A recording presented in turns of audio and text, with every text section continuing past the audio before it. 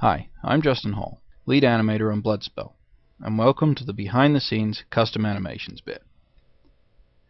While we shot BloodSpell in Neverwinter Nights, the script called for a number of scenes which could not be created with the animations we had in-game. In fact, we had to create some 15 to 20 new animations throughout the filming of BloodSpell for shots like these. So, we thought you might like a little sneak peek at some of these custom animations. We used Gmax, a cut-down version of 3D Studio Max, for the animation with the NWMax plugin so that we could import and export NWN assets. The beauty of NWN in this instance is that every character model, along with the pre-installed animations, had 10 empty custom animation slots, so we were able to assign new actions without having to sacrifice any of the in-game animations. Okay. We'll start off nice and simple with this shot of Carrie dangling from one of the cathedral towers. I say simple only because it's a single character animation. The biggest trick for this was to get her to stay on the tower with no walk mesh below. This was done by physically moving her from her Aurora base, this flat blue box, and positioning her where the edge of the tower would be, while keeping the base on the walk mesh. That done, it was a straightforward case of simply animating the action in place. Right, let's up the level a touch.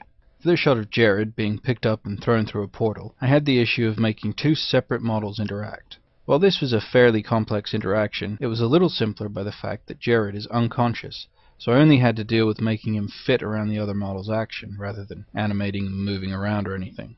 However, NWN won't recognize multiple character animations, so once I had the action right, I had to export each model individually. So, we get the picker-upper,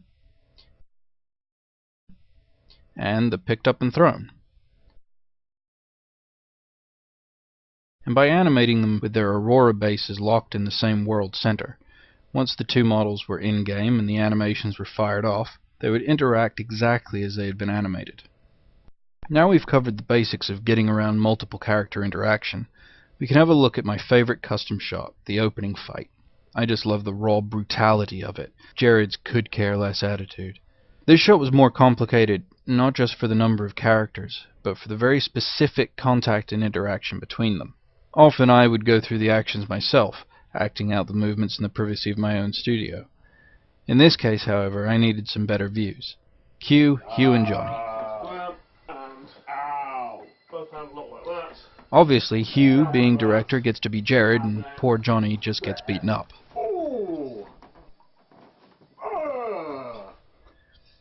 Anyway, back in Gmax, I had to interpret those shots onto the models.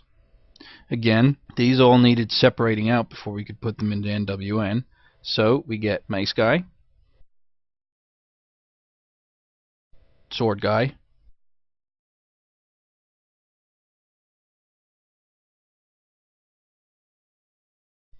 Jered.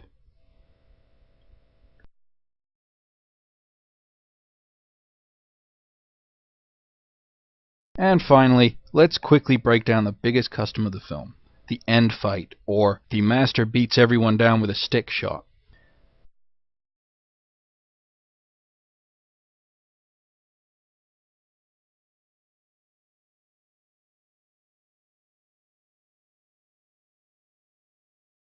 Again, all the Aurora bases were locked at the world center, and the models were relocated as necessary and animated together.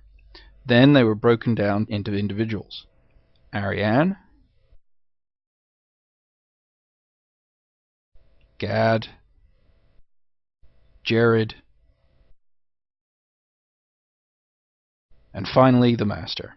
I didn't need to do anything for Carrie, as she just stands around watching mostly. So, just before we go then, here's a quick look through some of the custom animations in the film, in case you missed them.